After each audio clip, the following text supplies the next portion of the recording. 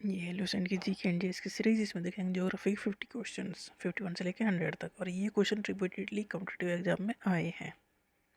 तो स्ट्रेट क्या है? स्ट्रेट एक नैरो पैसेज ऑफ वाटर है जो दो लार्ज वाटर बॉडीज को कनेक्ट करता है।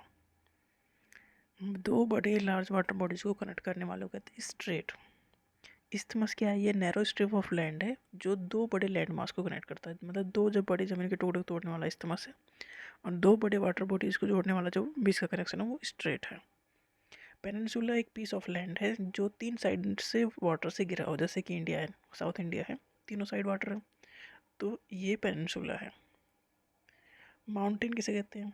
अगर 600 मीटर से ज़्यादा हाइट है तो माउंटेन है, और उससे कम है तो उसे कहते हैं हिल। तो ये डिफाइन होगा हिल क्या है? हिल जो जिसकी हाइट 600 मीटर से कम है वो है, और माउंटेन 600 मीटर से ज़्यादा हाइट का ही होना है। अगर माउंटेन एक लाइन में अरेंज है तो उसे कहते हैं range, range of mountain. Sri Lanka is separated from India by पाक स्ट्रेट। श्रीलंका और इंडिया के बीच में पाक स्ट्रेट है जो इन दोनों को कनेक्ट करता है। लक्षद्वीप आइलैंड जो इंडिया का आइलैंड है, ये अरेबियन सी में है। पूछ जाता है लक्षद्वीप है कहाँ? ये अरेबियन सी में है। ट्रिब्यूटरीज वो रिवर हैं जो बड़ी रिवर में जाके मिल जाती हैं, और बड़ी रिवर से निकलने वाली नदियों कहते हैं डिस्ट्रीब्यूटरीज। नेचुरल इकोसिस्टम डेजर्ट और फॉरेस्ट है, रेगिस्तान और जंगल। एक्वेरियम नेचुरल इकोसिस्टम नहीं है, मैन मेड है। एग्जाम्पल मिल जाता है इसमें कौन सा नेचुरल इकोसिस्टम है या नहीं है, तो एक्वेरियम नहीं है। 3 लेयर ऑफ अर्थ है, क्रस्ट मेंटल कोर। मतलब जिस जमीन पर हम खड़े हैं वो क्रस्ट है, उसके नीचे मेंटल, उसके नीचे कोर, सबसे अंदर कोर, और कोर के अंदर टेम्परेचर और प्रेशर बहुत ज़्यादा होता है। क्रस्ट बनाता है सिलिकॉन एंड एल्युमिनियम का, SiAl। क्रस्ट के नीचे मेंटल बनाता है iron, magnesium and silica.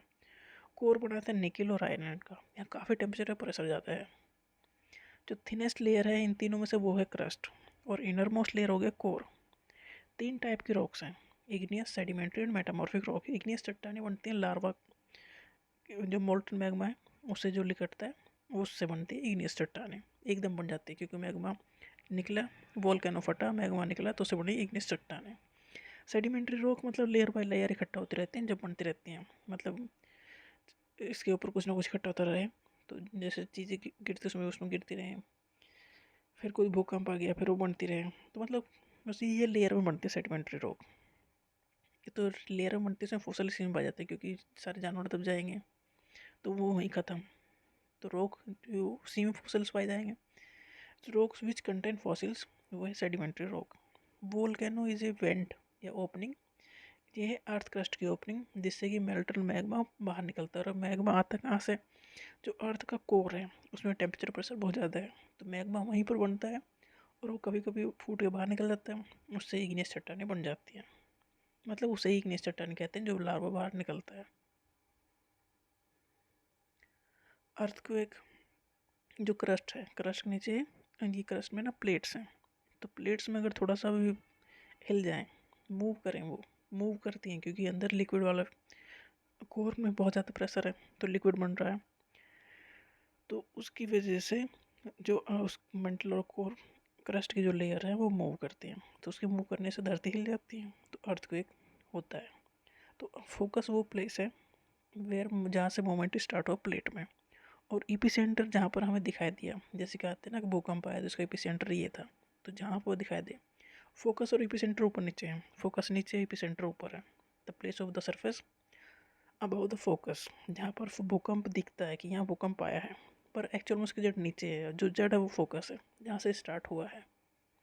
Earthquake को मेजर करते हैं सेस्मोग्राफ से, और अर्थक्वेक का मैग्नीट्यूड मेजर करते हैं रिक्टर स्केल पे।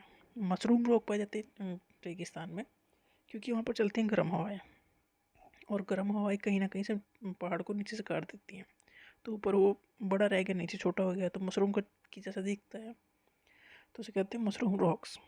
थर्मामीटर मेजर करता है टेम्परेचर, बैरोमीटर मेजर करता है atmospheric pressure, rain gauge meter करता है अमाउंट ऑफ रेनफॉल कितनी पड़ने वाली है, विंड वेन दिखाता है डायरेक्शन ऑफ विंड क्या है।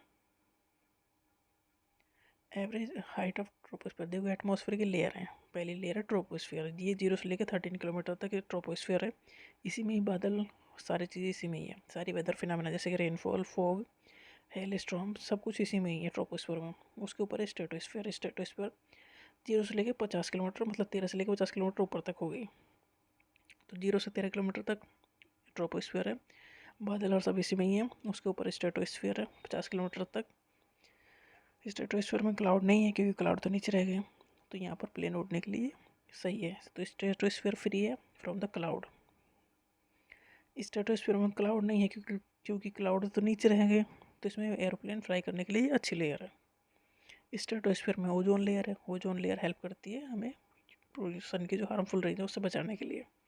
स्ट्रेटोस्फीयर के जो ऊपर जो लेयर उसे कहते हैं मीजोस्फीयर, ये 80 किलोमीटर तक है। उसके ऊपर है थर्मोस्फीयर 80 से लेकर 400 किलोमीटर तक।